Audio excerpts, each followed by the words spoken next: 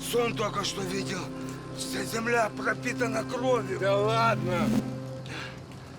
Ну ладно, ты спи. А я пойду подышу. И дровец принесу.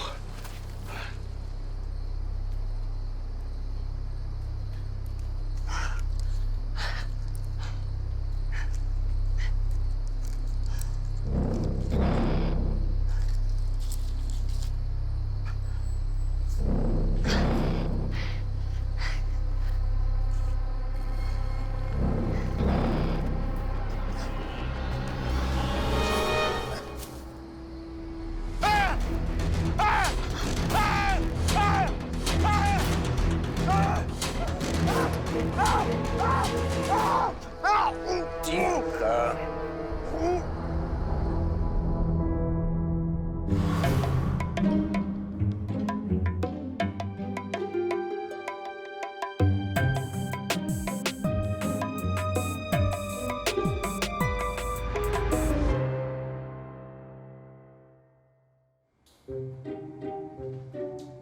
Рота, подъем. Сергей, стоп. Вы чуть не наехали на мои очки. Нечего разбрасывать манатки по всей квартире. Так у меня же нету тумбочки, чтобы сложить все свои манатки. Слышь, студент, если ты не хочешь, чтобы эта твоя ночевка в моей квартире была первой и последней… Все, я понял, вопросов больше нет. Кому еще не спится?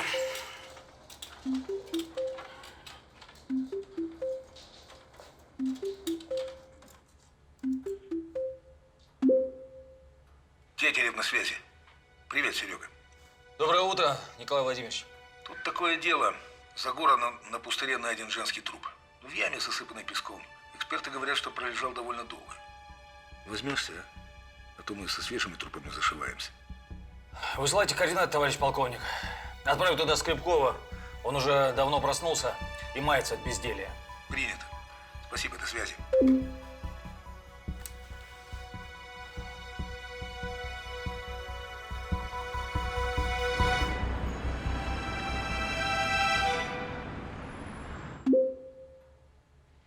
Сергей Юрьевич, я уже здесь. Меня видно? Вообще-то я хотел посмотреть на тело, а не на твою физиономию в интерьере морга. Это я так, проверка связи. Вот наша жертва. Виктор Александрович уже провел первичный осмотр. Женщине было около 30 лет. Судя по состоянию тела, оно пролежало в земле несколько месяцев. Точный срок определить трудно, поскольку процессы разложения были замедлены из-за того, что тело было завернуто в целлофан. Белье и одежда на теле были дорогие, качественные. Видно, это была достаточно обеспеченная женщина.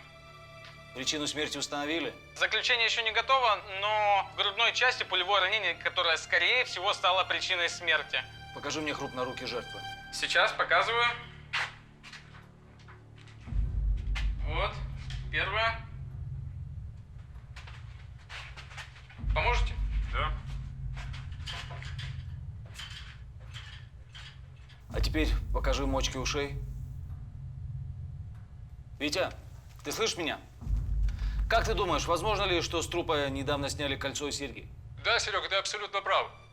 На среднем пальце было кольцо, а в ушах серьги. Скорее всего, их сняли совсем недавно. Спасибо, я так и думал. Мне нужны детальные показания всех, кто последние сутки появлялся на пустыре. Все.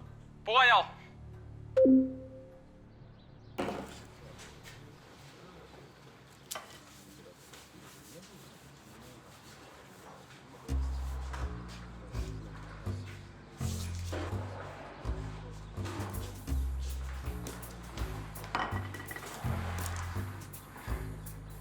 Здрасте. Можно задать вам несколько вопросов? Да, пожалуйста, хоть какое-то развлечение. Скажите, вот эта компания знатоков, которая сидит сзади меня, они всегда здесь заседают? Когда тут курить можно было каждый божий день, а сейчас, если погода хорошая, берут у меня бутылочку, да к недостроенной церкви идут. А вы случайно не из полиции? А как вы догадались? Расскажите, как мне лучше всего выйти на контакт с местным населением? Да вон контакт весь на полке. 07 берите, не ошибетесь. Замечательно. Давайте 07 на ваш… Нет, на их вкус. Порежьте полкилограмма любительской и батон. Огурчики маринованные возьмите. Давайте. Ну что, за работу. Мужики, у меня сегодня праздники. Черт. Товар обмену и возврату не подлежит.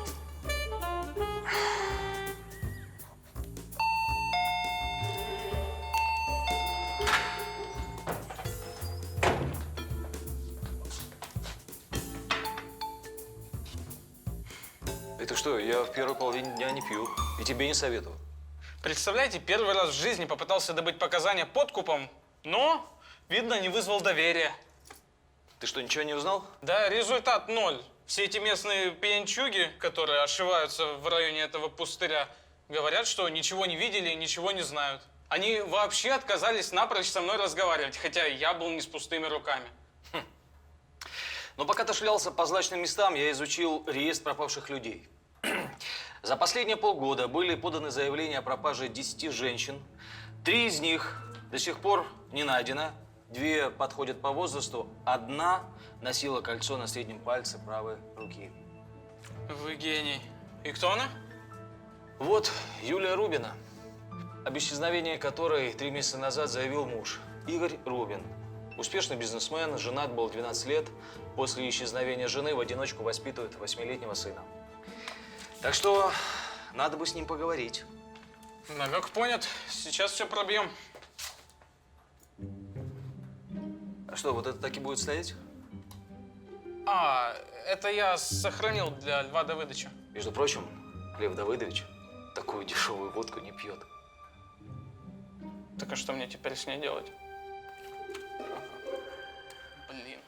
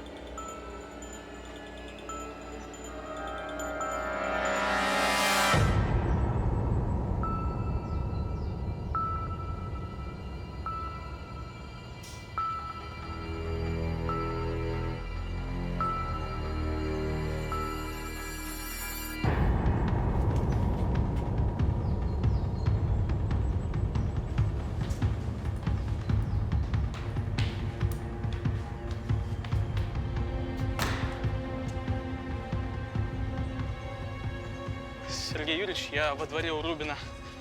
Я только что видел его с сыном. Очень странный мальчик. У них здесь чемодан возле машины. Мне кажется, они собрались сделать ноги. Я думаю, что это неспроста. Думать буду я. А твоя задача доставить ко мне Рубина. И не дай тебе Бог по дороге проговориться о том, что происходит. Мне важно увидеть его первую реакцию. Так а как я это сделаю? Мозги включи. Включаю. Прошу. Спасибо. Спасибо большое, что согласились прийти. Вот здесь прямо.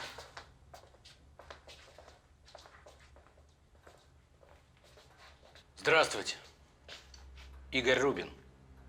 Ваш племянник по дороге ввел меня в курс дела, и я смею вас заверить, что наша фирма занималась подобным, и мы знаем, как сделать так, чтобы человеку в инвалидном кресле было комфортно пользоваться таким оборудованием. Но я бы хотел спросить, а чего хотите вы?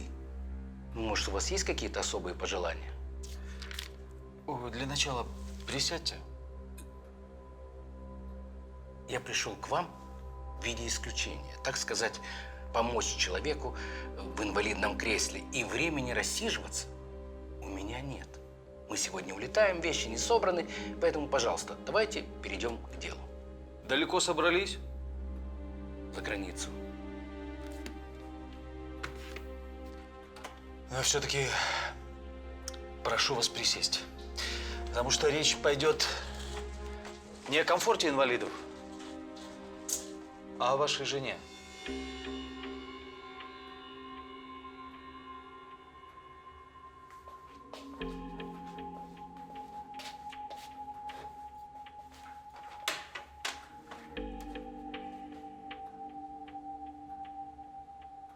Кто вы? И почему интересуетесь моей женой? Никонов Сергей Юрьевич. Консультант полиции. Помогаю следствию в особо запутанных случаях. А это мой помощник, лейтенант Скрипков.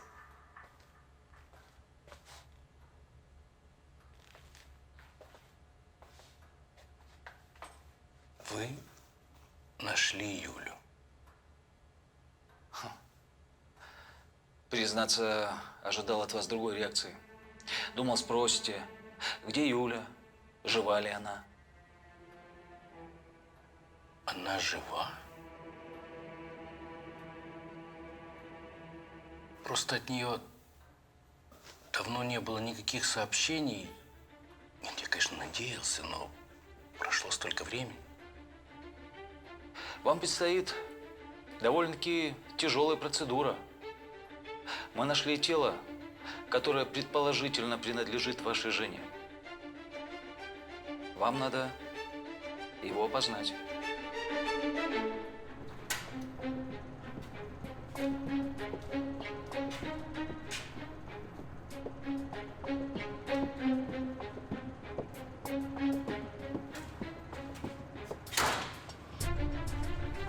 Нам туда.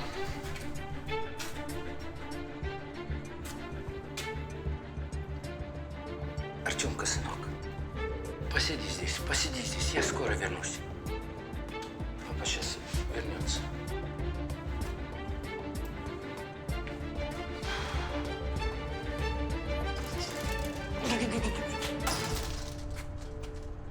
А вы уверены, что это она? Неужели Юля единственная женщина, которая пропала за этот промежуток времени? Опознание нам именно для этого и нужно, чтобы во всем убедиться.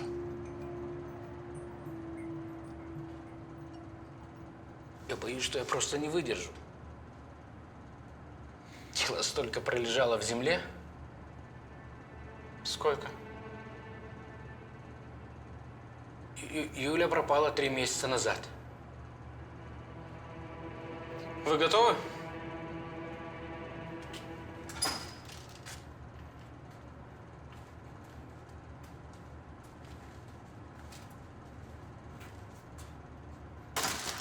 Вы готовы? Готов.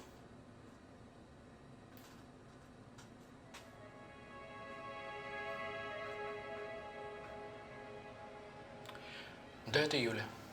Только не надо меня заставлять снова на нее смотреть. Я уверен, это моя жена. Извините.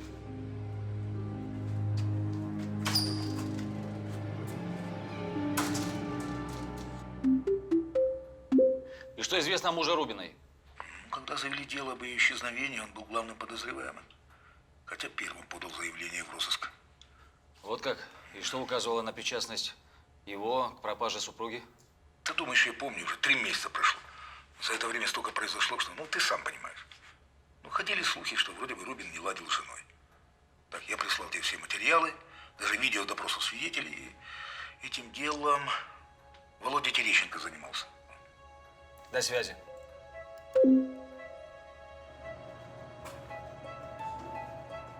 Мне очень жаль, но вы ведь сами сказали, что уже не надеялись увидеть ее живой. Ее убили. Выстрелом в грудь.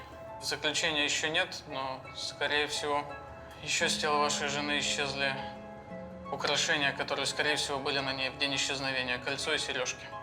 Перстень. Что? Перстень и сережки.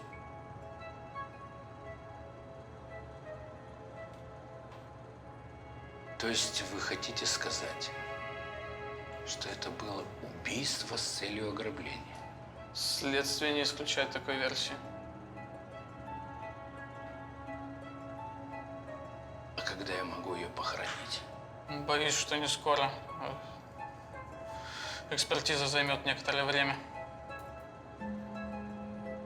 Значит, я не смогу с сыном выехать за границу в клинику для лечения. Боюсь, что нет. На время следствия нам нужно, чтобы вы оставались в стране. Я бы все отдал, чтобы этот кошмар оказался сном. И чтобы Юля была жива.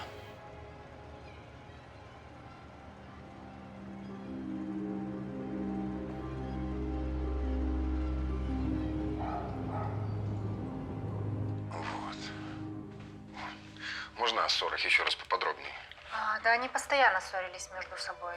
Юля была патологически ревнива и совершенно не умела держать себя в руках. И вы были свидетелями этих скандалов? Ну, не только я. Последний раз она закатила концерт на юбилее Игоря. Якобы она застукала официантку на коленях у Игоря. Юля говорит, что она зашла в кабинет, они там зажимались.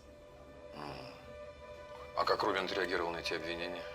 Ну, сначала он пытался ее, конечно же, успокоить, но потом он вспылил и заявил, что больше не намерен терпеть эти ссоры из-за беспочвенной ревности, и что это была последняя капля. Да, так и сказал, последняя капля. А когда это было, вы можете вспомнить? Конечно, за пару дней до исчезновения Юлии. Хорошо.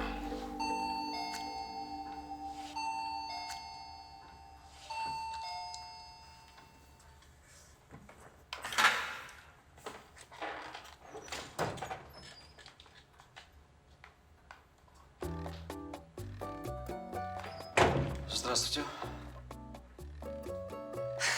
Привет. А что, в городе проходит конкурс красоты среди массажистов? Или вы это так специально для меня нарядились? Ну, буду считать, что это комплимент.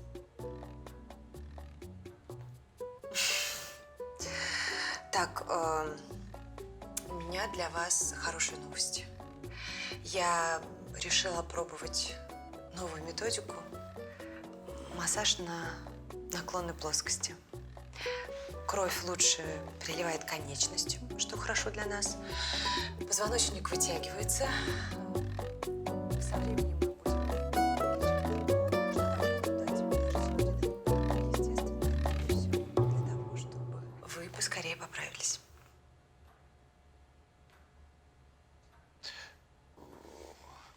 Вы не возражаете? Я тут досмотрю видео, которое начал смотреть.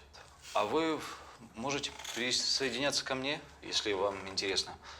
Очень. Стульчик вы возьмите. Да, сейчас.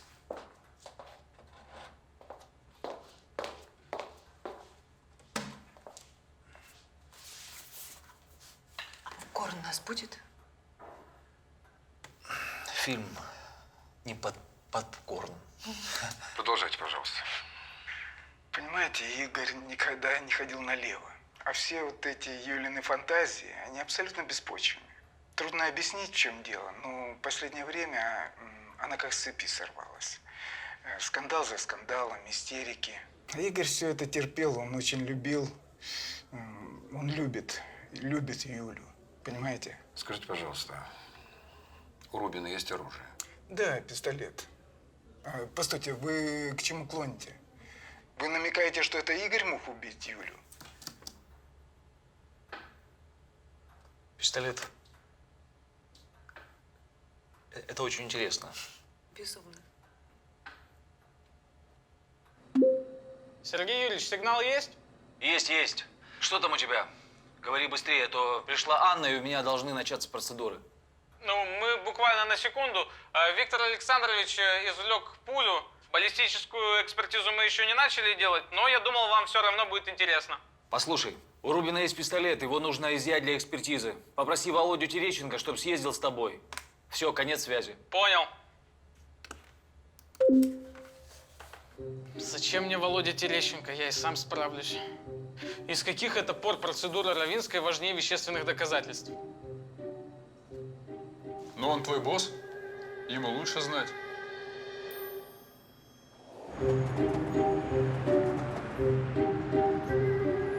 Я вас понял. Попытайтесь меня, ну, хотя бы услышать. Я не знаю, на какие числа мы переносим поездку. Не знаю. Поэтому прошу вас, пожалуйста, можно с доплатой взять 2 билета в оба конца с открытой датой. Можно? Да пошли вы. Добрый вечер. Добрый. Вы хотите сообщить что-то новое? Наши эксперты извлекли пулю, которая стала причиной смерти вашей жены. Мы знаем, что у вас есть зарегистрированное оружие. Нам нужно, чтобы вы его передали для баллистической экспертизы.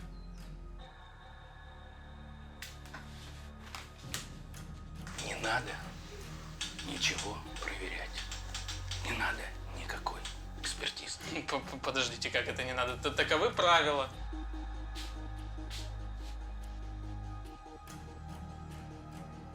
Это я убил Юлю. Вы сейчас понимаете, что вы сказали? Вы только что признались в убийстве. У вас есть наручники? Вот можете арестовать преступника. Нет, у меня нету с собой наручников. А что вы так расстроили? Я ж не закоренелый убийца. Просто сдали нервы.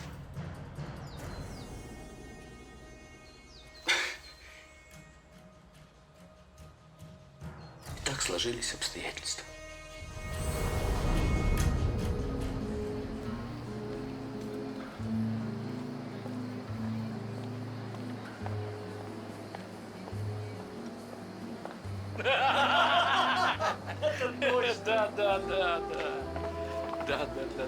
Да.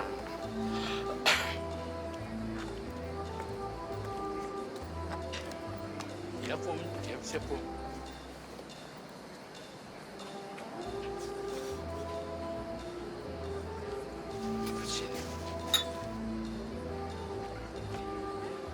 Здравствуйте. Ты куда?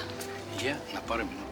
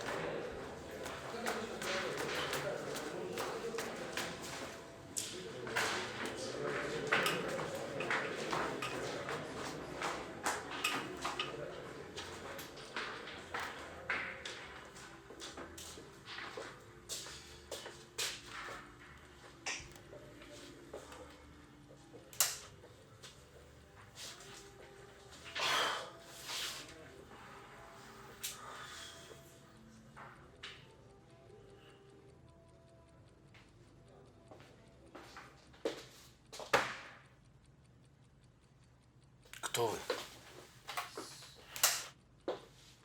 Я видела, как ты на меня смотришь. Ты ведь хотел, чтобы я пошла за тобой? Девочка встала и ушла. Встала и ушла. Простите.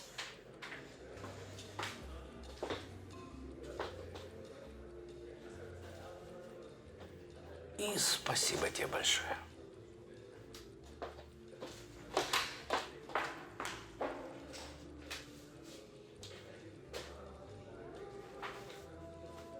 Ну вот, наконец-то. Я все увидела собственными глазами. Вот сейчас я не поверю ни единому твоему слову. И я не останусь в этом доме ни одной секунды.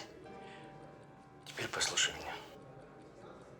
Я понятия не имею, кто она и как она сюда попала. А вот только не нужно делать из меня идиотку, ладно? Я завтра же подаю на развод. И я сделаю все. Ты меня слышишь? Я сделаю все, чтобы ты не увидел Артемку больше никогда! После этого случая я 2 дня провел как в аду. Потом она успокоилась, как мне показалось. Потом все началось снова. Она кричала. Она меня обвиняла бог знает в чем. Она даже сказала, что вот Артемкин аутизм из-за меня. Потом Ближе к вечеру она стала собирать чемоданы и сказала, что переночует с сыном в гостинице. И тут на меня словно что-то нашло. Я даже не помню, как в мои руки попал пистолет. А очнулся я. На полу лежала Юля, и, поверьте, вызывать скорую уже не было смысла. А она была мертва. Вы даже себе представить не можете, что я пережил, когда осознал то, что произошло.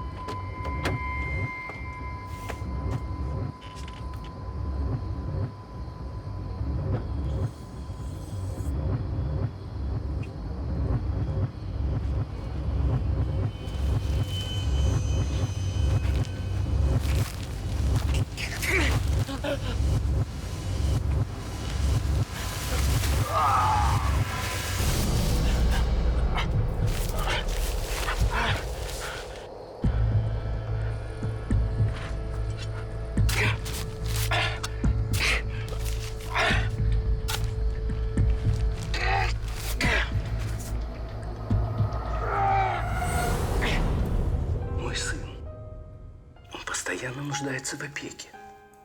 Поверьте, я скрыл все не потому, чтобы избежать наказания, а потому, чтобы он не остался круглым сиротой. А неужели вы так были уверены, что это все сойдет вам с рук? А у меня не было другого выхода. И я решил рискнуть.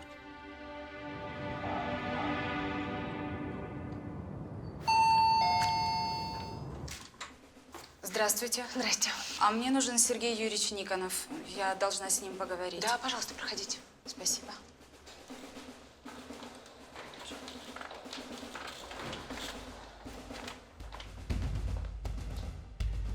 Я Никонов. Меня зовут Евгения Трушина, я няня сына Игоря Рубина. Я должна сделать одно очень важное заявление.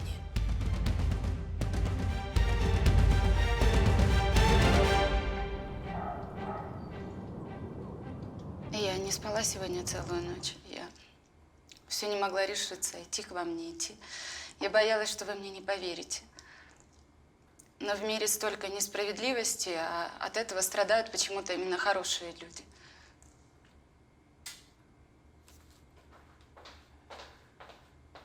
Я что-то не могу понять. Куда вы клоните? Игорь Рубин не убивал свою жену. Я знаю, кто это сделал. Это был не он. И кто же? Сразу спать, хорошо? После той ужасной сцены на юбилее скандалы в доме не прекращались. Не смей приближаться к Артему! Это больше не твой сын! Последняя капля! Последняя капля! Последняя капля! Последняя капля! Последняя капля! Последняя капля! Последняя капля! Она говорила, что уйдет и заберет ребенка. Игорь больше никогда не увидит ни ее, ни сына. Простите, а мальчик был свидетелем этих скандалов? Да.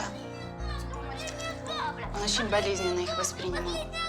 Последняя капля! Последняя капля! Понимаете, Артем очень сильно привязан к отцу. Игорь уделял ему гораздо больше внимания, чем Юля. И я думаю, что Артему запали в сознание слова Юли о том, что Игорь больше никогда не увидит сына. Для мальчика это самое страшное. Юля, это совсем не то, что ты думаешь. Это обыкновенная командировка, которых у меня было тысячи. Через 2 дня я вернусь. Очередная любовница. Такая же, как и сотни других. Прекрасно. Можешь катиться на все 4 стороны. А вот пока тебя не будет, я соберу все вещи, и мы с Артемом исчезнем из твоей жизни навсегда. Ты меня слышишь? Мы исчезнем из твоей жизни навсегда. Когда это все произошло, я находилась на кухне. Сначала я услышала звук отъезжающей машины,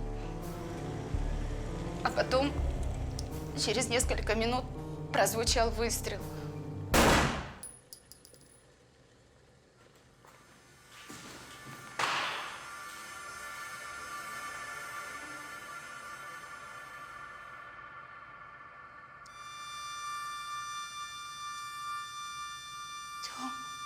Не кричи на папу. Не кричи на папу. Не кричи на папу. Не кричи на папу. Не кричи на папу. А где ребенок мог взять пистолет? Игорь всегда брал с собой пистолет, когда ехал в командировку ночью, а в этот раз он был настолько взвинчен после разговора с Юлей, что забыл его на столе в кабинете. А что вы предприняли, когда увидели Юлю с огнестрельным ранением? Не кричи на папу. Я хотела ей помочь, а она уже была мертва. Не кричи на папу. И тогда я позвонила Игорю, и он в очень короткое время вернулся домой. Почему вы не сообщили в полицию? Это Игорь уговорил меня этого не делать. Он очень боялся за сына, он даже денег мне предлагал. А я отказалась, потому что я тоже очень люблю Артема. А потом Игорь сказал, что он похоронит жену где-то за городом, где никто не будет искать тело. А если кто-то начнет докапываться до истины, это он будет утверждать, что был дома один. И что я тоже не имею отношения к случившемуся. Почему я вам должен верить?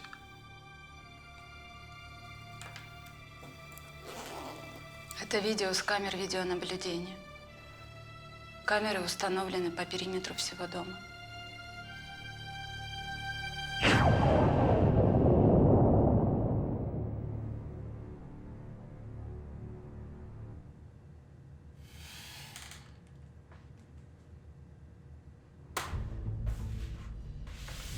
Вы просили няню стереть все записи с камер наблюдения, но она этого не сделала.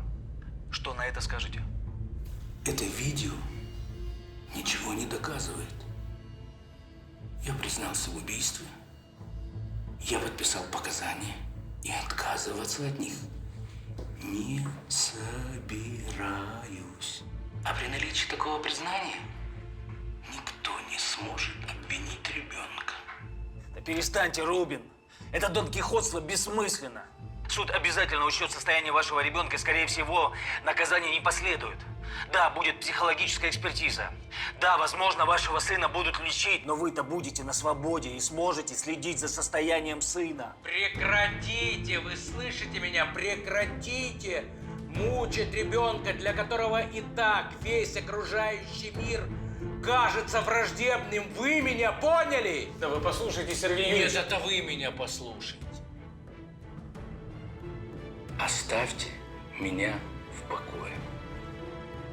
Я больше ни с кем разговаривать не хочу. Охрана!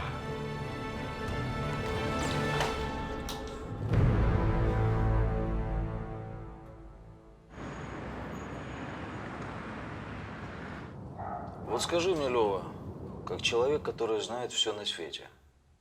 Мальчик-аутист мог бы убить свою собственную мать, чтобы она не кричала на отца? Мог бы, если его родители профессиональные киллеры. А ты не знаешь, как ведут себя дети-аутисты? Дело в том, что такие дети, они повторяют за взрослыми, за другими людьми. Все поступки, слова, фразы, иногда осознанно, иногда нет. И я в жизни не поверю, что такой ребенок мог совершить самостоятельный поступок, преследуя конкретную цель. Не. Ну, если ты прав, что же получается? Может, у Рубина действительно была любовница? Может, он и вправду был развратником и хотел избавиться от своей жены? А сейчас Он изображает из себя любящего отца, чтобы скосить срок. Значит, он эту версию придумал заранее, на случай, если кто-то ненароком обнаружит труп. Подкупил няню, чтобы она ему подыгрывала. Лев, ну это же попахивает серьезным бредом. Я не знаю, кто такой Рубин, и я понятия не имею, в чем смысл твоей последней тирады. И ты попросил рассказать о аутистах, я рассказал. Что такое? Прости. Что там? Да, слушаю. Сергей Юрьевич, я уже второй день здесь кисну. Я уже не могу в этом гадюшнике. Это местное пиво меня уже тошнит. Да, я знаю, что у меня 2 почки, но я теперь знаю, где они находятся. Ну, где я вам найду этих расхитителей могил? Ну, легко сказать. Алло, алло. А ну, налей-ка мне, красавица. Или нет, давай лучше бутылку. Какую тебе бутылку? Вали отсюда. Как какую бутылку? Литруху водки давай. Сейчас разбег возьму. Ты что, думаешь, у меня бабла нет? Да я могу все бухло здесь купить. Всех угощаю. Вот его угощаю, его, тебя, ну и тебя. Деньги покажи, потом понты колоти. Денег немедленно. Ой. Извините, но вы арестованы. А у вас теперь на одного знатока меньше. И всего за 2 минуты он раскололся. Это был просто блиц-допрос, а бомж признался, что они с напарником ограбили труп, который обнаружили случайно. Он также вспомнил, что 3 месяца назад вечером на пустыре видел белый внедорожник. Правда, номера не запомнил. Белый внедорожник? Это же машина Рубина. Да, увы. Я видел эту машину у него во дворе. Сергей Юрьевич, теперь у нас есть все. Тело, признание, орудие убийства. Нам не хватало свидетеля. Теперь у нас есть и свидетель. Свидетель чего? Убийства? Нет. Свидетель тайного захоронения трупа? Да он даже номер машины не запомнил. Такие свидетельские показания в суде гроша ломаного не стоят. Это я тебе как сын прокурора говорю. Ну, Сергей Юрьевич, что тогда делать с признанием Рубина? У меня такое ощущение, что кто-то выпал из поля нашего зрения. Кому-то мы не уделили достаточного внимания. Давай вернемся к скандалу на дне рождения. У нас есть участники, у нас есть свидетели. Рубин, его жена, его сотрудница.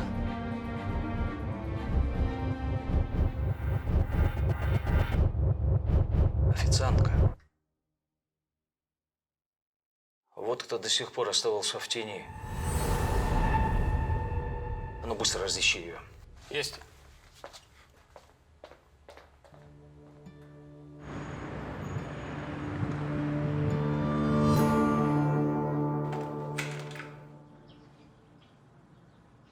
Что вы хотите?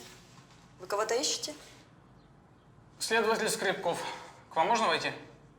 Что вам от меня нужно? Вы, наверное, меня с кем-то перепутали? Вряд ли. Я только что был в кейтеринговой компании, из которой вас уволили из-за инцидента во время юбилея в доме Игоря Рубина. Помните такого?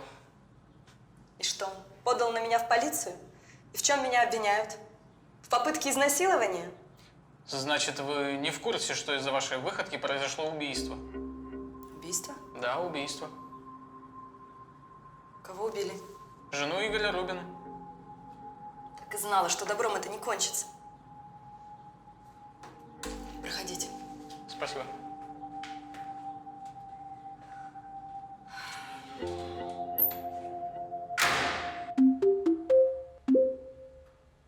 Господин Рубин. Игорь, вспомните, кто, кроме вас, знал, где вы похоронили тело жены? А зачем вы задаете этот вопрос? Я в ваши игры играть не буду. Я уж все рассказал, написал и подписал.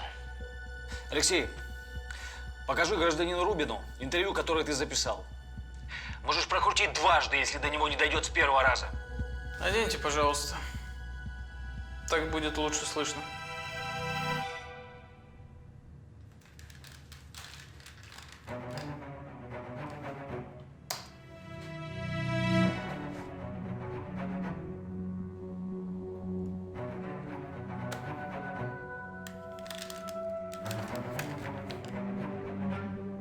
Повторяю свой вопрос.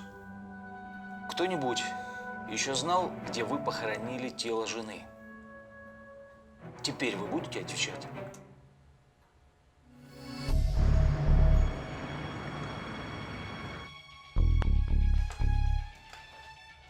Что вы себе позволяете? На каком основании вы меня задержали? А вы присядьте. Не хотите? Ну, как хотите. Хотя правильно, вы еще насидитесь. А знаете, какая была ваша ошибка? Когда вы пришли в прошлый раз с историей о невинности Рубина, вы умолчали о том, что выбор места захоронения Юли была вашей идеей. Вы так, наоборот, вскользь как-то сказали, что Игорь сам закопал где-то труп за городом. Ну, оно так и было. Откуда мне знать, где он ее зарыл?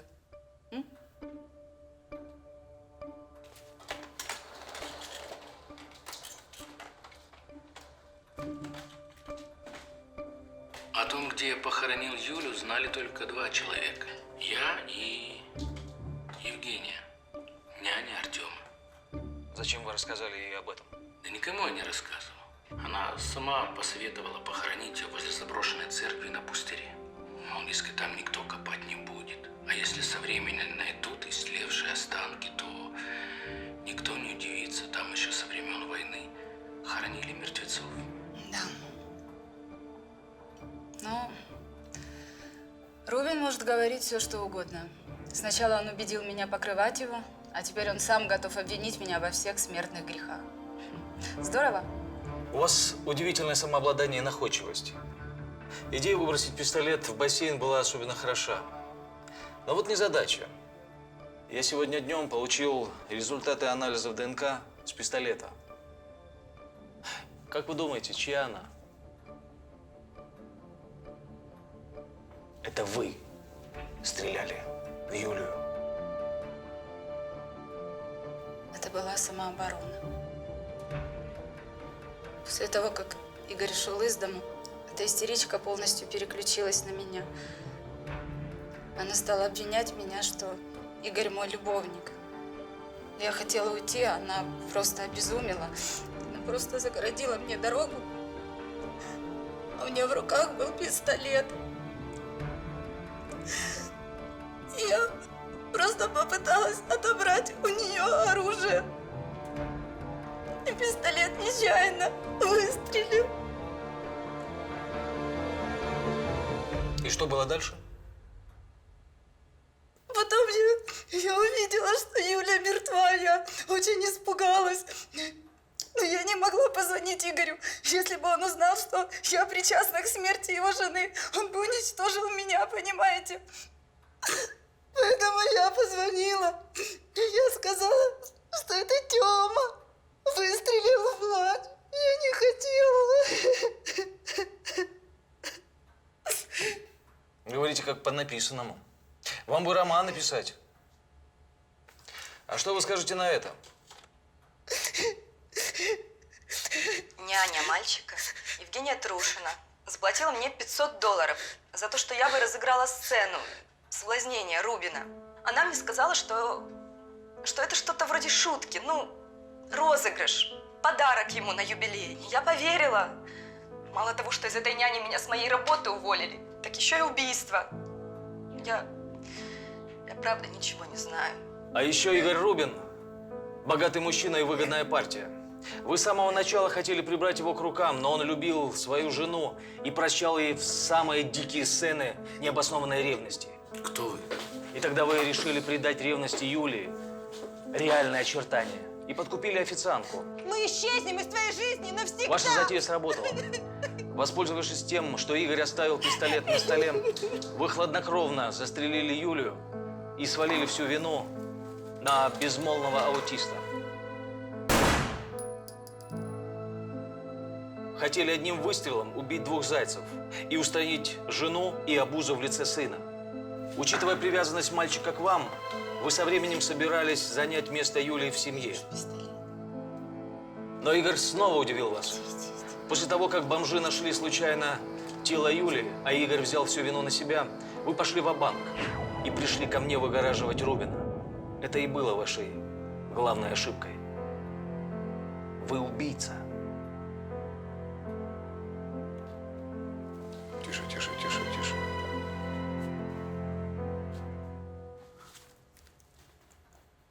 Будь ты проклят, коллега несчастный.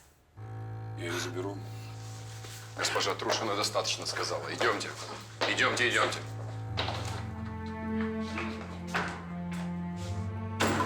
Сергей Юрьевич, а вы мне не говорили, что пришли результаты анализа ДНК? Они будут готовы через неделю. Это была импровизация. Круто.